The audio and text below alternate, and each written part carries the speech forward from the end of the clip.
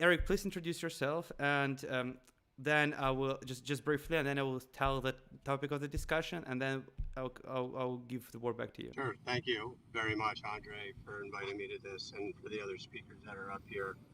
I just came in and I got to hear stuff about Dubai and Unreal Engine, and I would say that the Unreal is that is the way to go. It's if you're looking to make something that looks like it's real, then you should make it in an engine that can make stuff look real, and it's kind of that simple. Yeah. So I lead the team at the Scubaverse. The Scubaverse was an idea I had to engage kids on climate and ocean conservation by using geospatially accurate underwater environments. And we have a cool team of people, a bunch of folks from the UN on our team, and some sciencey folks, and we are aiming at doing some work here. And I don't know, Andre, if you're going to show the video Yes. or not. So I'll be right now. So the topic officially is called gamification of education and digital twins.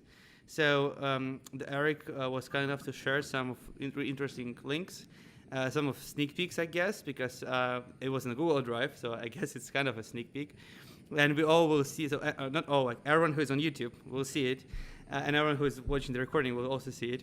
So in short, before I give back word to Eric, because he asked me to let him introduce the video before I will show the video, I would like to mention that the virtual twin also is seen as call it virtual clone. So there's many different approaches to call it. It's a virtual, like a live object, or it's a virtual clone, or there's different ways how to call it. And what I liked from the article, I will also posting the link to the article in the YouTube chat. I really like the fact that digital twins are being recently used in healthcare. It's being used in different ways, different gamification ways, to enhance the speed of people learning. We have also, with MetaverseBay, found a lot of research on that, and we've covered in different articles that health professionals are learning 6 times faster using VR and digital twins. So it's all amazing, and the Scubaverse is basically giving a sneak peek into next month's discussion, because next month's discussion will be about preserving the world using digital twins. So I'll give words to Eric first. So Eric, present the video, explain what it's all about, and then I will start playing the video. And then you can continue explaining everything. The video will be without sound, so you may replicate the sound on your own. Thank you very much. So the video that he's going to show you, we were in a meeting, and we got asked if we could digitally twin and gamify an island nation. And this island nation is in danger from climate because of the way that it's made. The nation is the Maldives, and within 3 weeks, I think, we had a video ready, which meant that we surveyed the different islands to figure out which was appropriate to build first. Then we picked one that we thought was cool. This island, Ariadne Island, is an island that stood out to us. It kind of looks like a crescent moon to me.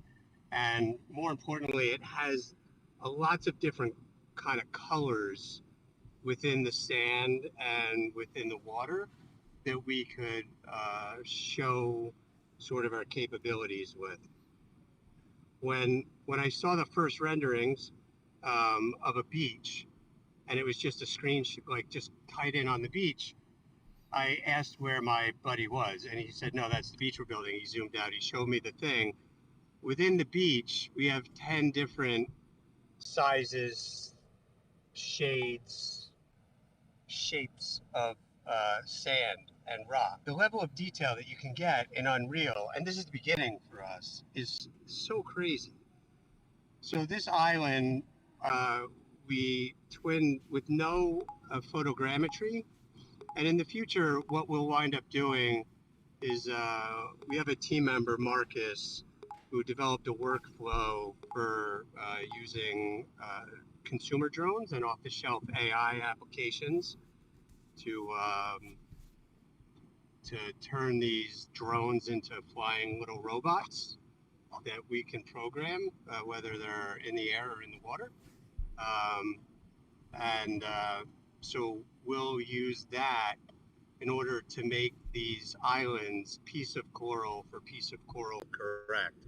Because our goal really in working with the Maldives and others that we've been talking to through the UN are to engage people so that they understand what the issue is. Climate seems like this far off thing, but when you live in the Maldives and 80% of your islands will be underwater by 2050, climate change is a real issue. And the releasing of carbon, which heats the atmosphere, which melts ice caps, which raises sea levels, like it's like if you threw a rock in a bathtub. Speed check reported ahead on if you know, when that happens, the islands just go under, and some of them go under every day with the tides already. So what happens to a country when they have to move to another country? I'm right now showing the video which Eric sent to me. So it's about the Scubaverse project, and it's basically also giving us a sneak peek into what we plan also to cover next month. So in short, one of the problems is that we have to preserve something which is being destroyed. So we either can stop it, but that's depends. But also the best thing is to create a digital twin of it. I mean, one of the options is to at least somehow preserve the culture, to create a digital twin of it. There will be a couple examples we'll be covering next month.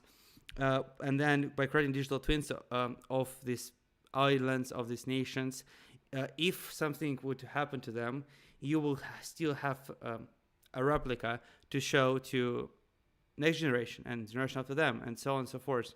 One of the issues with history, if you listen to historians, is that history is fractional. We don't know for sure because we only know what is remaining. So it's hard to, because we try to recover based on just parts of information. With digital twins, you can replicate information fully, so then you can communicate the information fully to next generations. Therefore, they will be able to experience the vast difference in culture of our Earth, basically. So I think that's one of the cool things happening.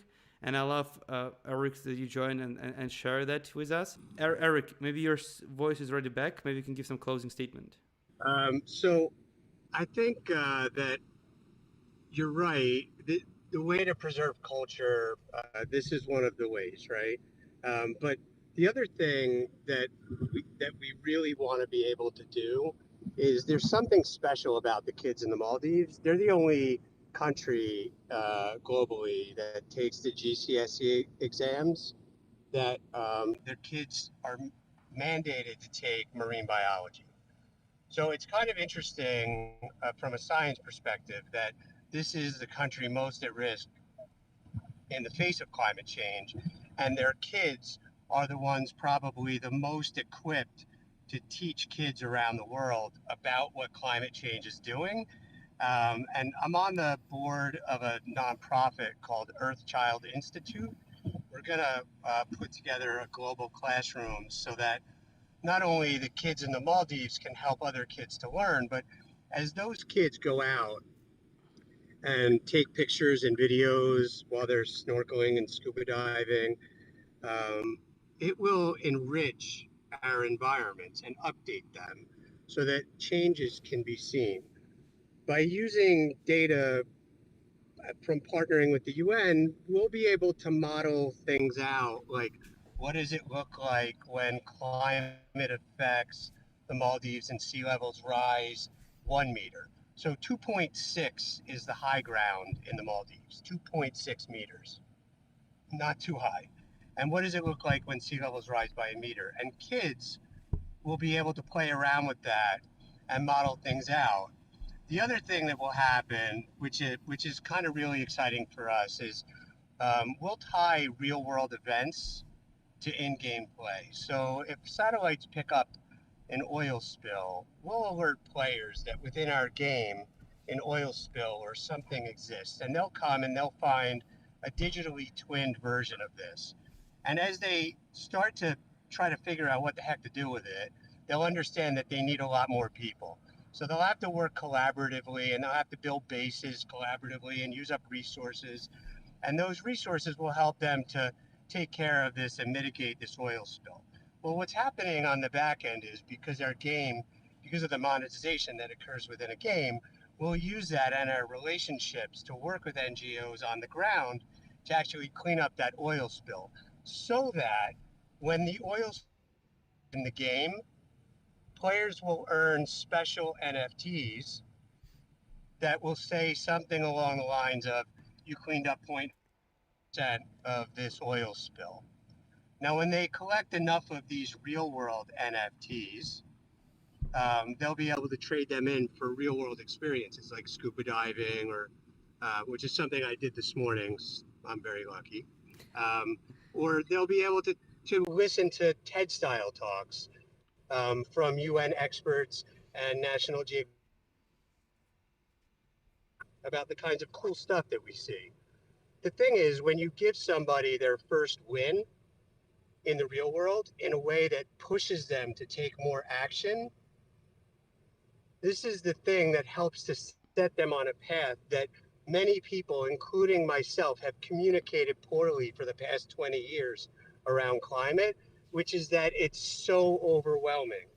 And it's not. There That's are perfect. actions that people can take collaboratively. Or, yeah, so that's kind of where we're headed. It's a perfect And I statement. appreciate the time. Yeah, thanks for sharing, and thanks for effort, Eric. And this is really important, what you're building, what you're sharing.